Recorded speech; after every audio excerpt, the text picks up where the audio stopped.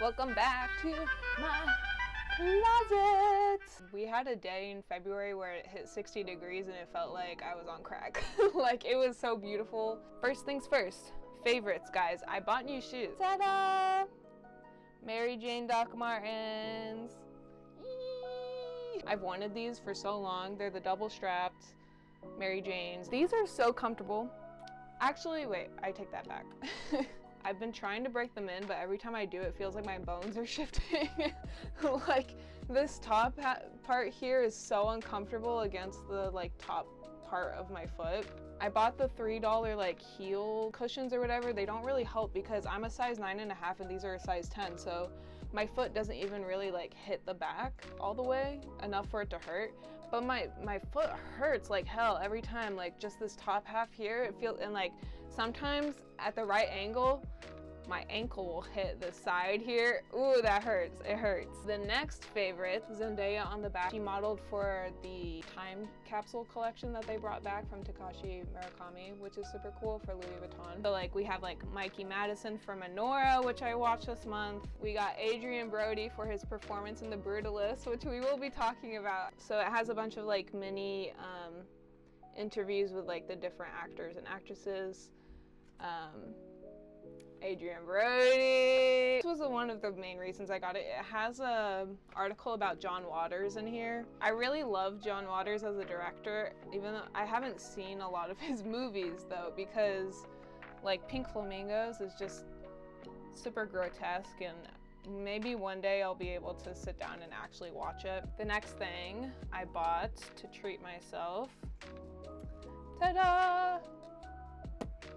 The Grand Budapest Hotel Criterion Collection Edition.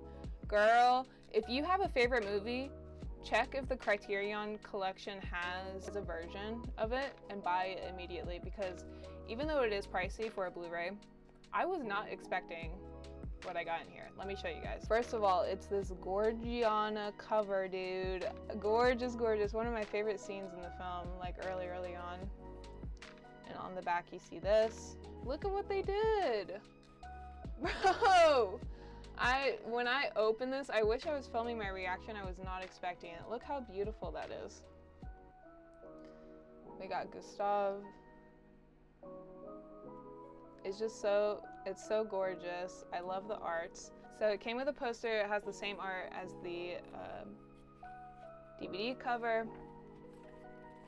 I'm gonna hang it up on my wall.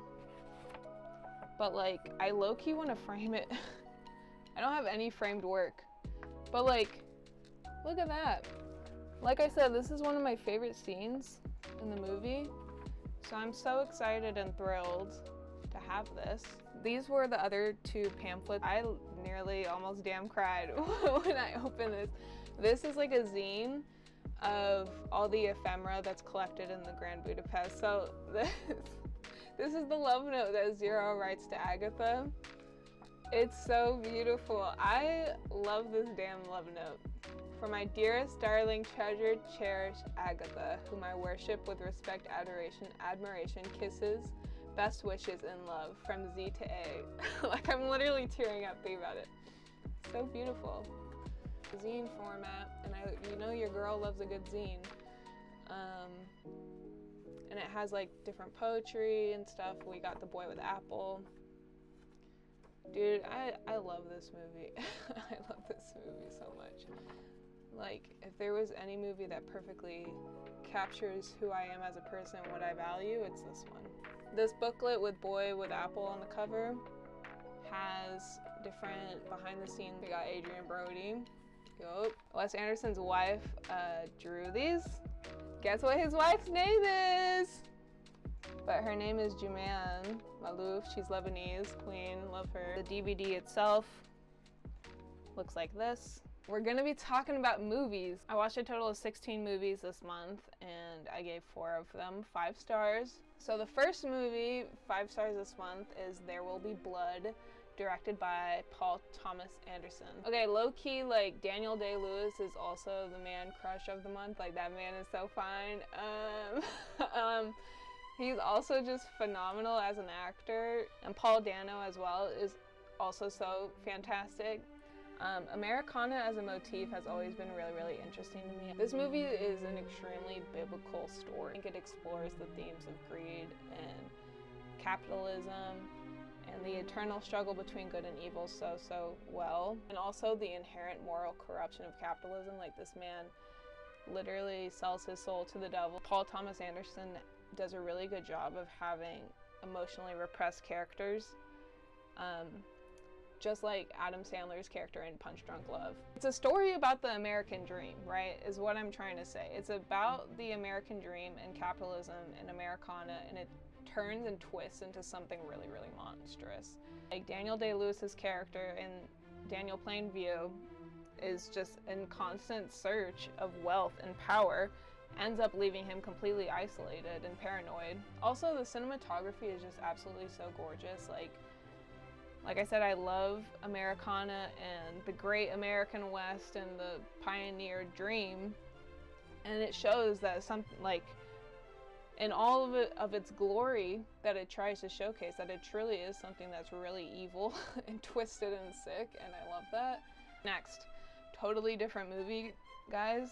Challengers, directed by Luca Guadagnino. Zendaya's performance was so amazing. Like, she always blows me away. Like, sometimes I can't believe that that was the same girl that I was watching on Shake It Up back in the day on Disney Channel. Mike Faced is my new man for real. Like, he's so cute. Patrick, played by Josh O'Connor, was also really fantastic. It does this thing where he switches between the past and the future to just really tell the story of these characters and how their relationship came to be with each other. He focuses on the, like, psychological and romantic tension between the three of them. Like, in terms of a sports romance, and I'm someone that really doesn't give a gaff about sports, to be completely honest, like, I was enthralled. I was locked in. Also, the love triangle was awesome. Like, you do not see a good love triangle nowadays. Like, we actually got some full love triangle, like, conundrums happening. It was amazing.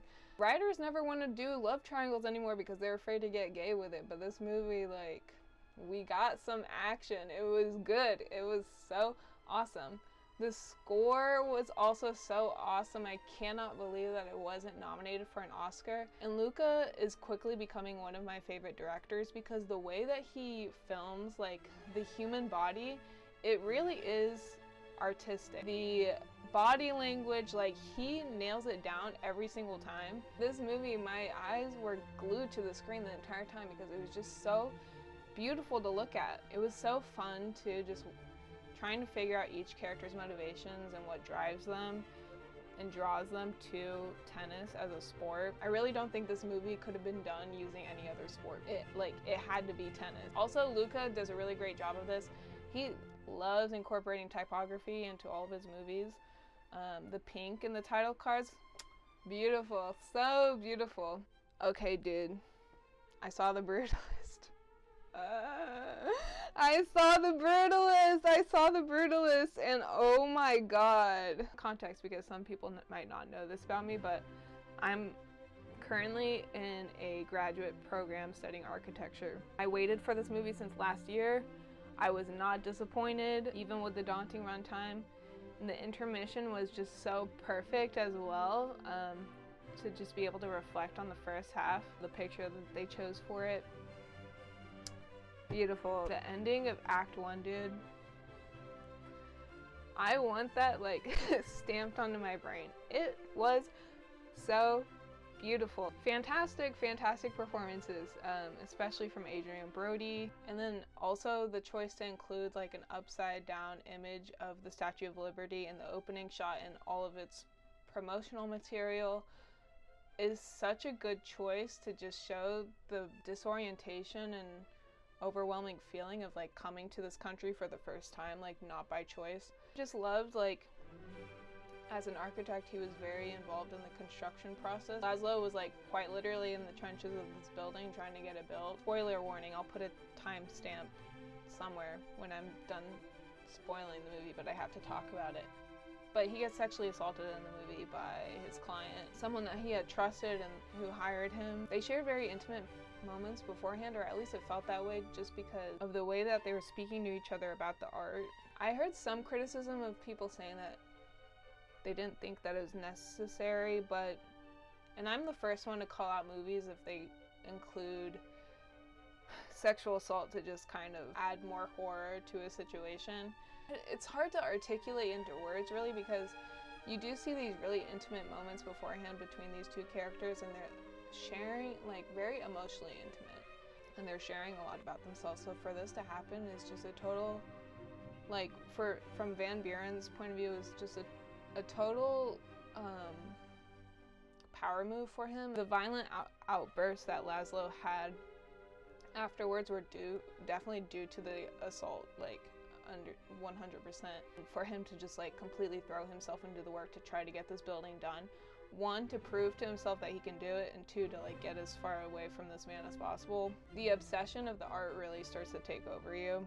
Anything to grasp at the control that you've lost, and I definitely saw that in Laszlo. And in that respect, I think architecture is deeply personal. The irony of the last line being it's not about the journey, it's about the destination is so deeply tragic, because we literally sat through an entire epic watching as this man's life is torn apart for this damn project. He's no longer the same person he was when he started. You never have control of how people will use the space or even the messaging, and that's made clear in this last scene of the film, and it's just so deeply tragic. It really is. It's all the powerlessness. Like, he never got that power back. Context to an art piece is always so important in determining the quality of it. The process is just as worthwhile, and it's a part of the piece. And I think this movie did really just such a good job of showing that, of showing the process. What does it actually take to make something amazing? I saw a lot of critique about this movie that it's like Zionist propaganda, which to me just didn't make sense, because I think the introduction of Israel in the movie was to show that, like, this is not the solution to your problem. For Laszlo, as a Jewish man fleeing Hungary, he didn't take that promise of a better life, if that makes sense.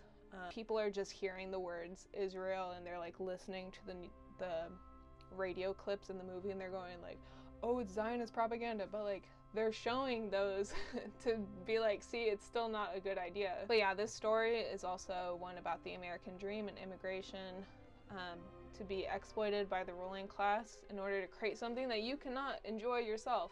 It reminds me a lot of, like, those high-end luxury architecture firms. Like, I doubt any of the architects designing those apartment complexes are able to afford them. This movie also, like, I did not really like making models before, but I think I'm gonna learn to like it.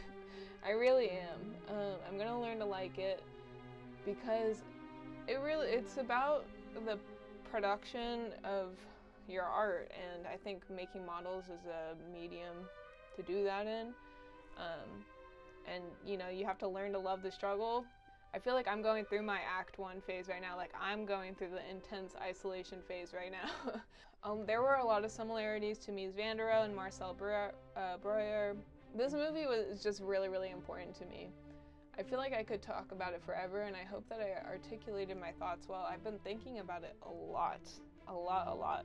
But the score was also so breathtaking. I've been listening to it a lot.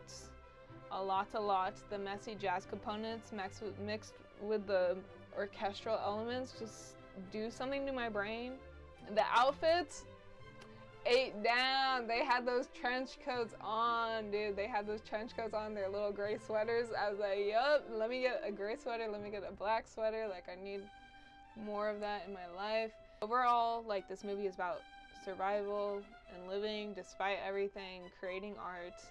It's about patience and obsession, losing power and gaining it back, and how life just continues to be messy and complex, and even when you are trying to get into the work as much as possible, you can never escape, like, what's happening to you as a person or what has happened to you.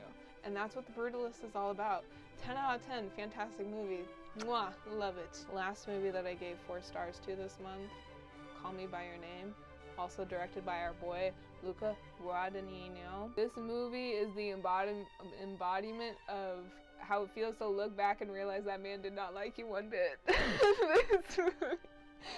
This movie makes me sick. It makes me sick to my stomach, but it's so beautiful. This movie, like, I want to go to Italy so freaking bad over the summer. Timothée Chalamet, he's having his moment right now. He really is. But like, this was my first introduction to him, I'm pretty sure, was in Call Me By Your Name. So this is a rewatch for me. I watched this movie when it first came out. This movie first came out in 2017. This movie is the perfect coming of age movie. Like, Timothée Chalamet is so multi-talented. You would have never thought, like, seeing the interviews that he's doing now for the Bob Dylan biopic, like, he's very charming and like he's got that cool white boy swag, whatever. You would never think that this was like the same person. Like, he's very talented and he takes his craft seriously, which I love. Everybody needs to take their damn job seriously. I'm done with a nonchalant, like, to be passionate about the things that you like. This movie also does a really good job of showing that crushes are just like jealousy. It's like Elio, Timothée Chalamet's character, falls in love with Oliver, which is Armie Hammer's character, and like he develops this crush for him over time. And I think he's just like jealous of him, like straight up. Like, he's this older man. He's jealous, I think, of his maturity, the responsibilities he has, how everyone views him as an adult. He's this outsider coming in. His experiences, and so he's like, it starts off, he's very jealous of this person and develops into a little bit of resentment, and then he realizes, like, oh shit, like, I like him, like this is a man that I like. This movie almost hurts to watch as someone who's older now, because I first watched this movie when I was like 18, 17. Even though I did have to keep pausing this movie because it's so painful and like knowing what's gonna happen at the end. The movie is so beautiful, like the romance that they share. And Luca, my boy, he really knows how to film the human body. He really does. Like, the way, oh my god, I'm literally gonna freak out. But there are certain shots I can picture in my head right now that just like further solidify the fact that like Armie Hammer is a man, like Oliver is a man, Elio is a boy. He has not yet come of age. He hasn't figured this part out about himself. And he does, Luca directs this, and with no words. It's just shots, and it's beautiful. He does such a good job. That was my February favorites. The sun is setting. Really, I think because I'm a Leo, like, shout out fire signs, like, I just need the sun, dude. I need it. I need the warmth, or I will flip out. If anyone wants to go to Italy with me, let me know. We'll, I was gonna say we'll have a Call Me By Your Name moment, but not the romance, not like not like that. We're gonna have it like Timothée Chalamet riding his bike through like the Italian streets and like getting his books and his coffee and reading and with his little short shorts on. Like, that's the vibe I'm talking about. Like, we're gonna do that. So I hope everybody has a super fantastic day. Let me know what your favorites were this month. Create art, drive yourself to the point of insanity and obsession. And my name is Jumana. Thanks so much for watching, and I will see you all later.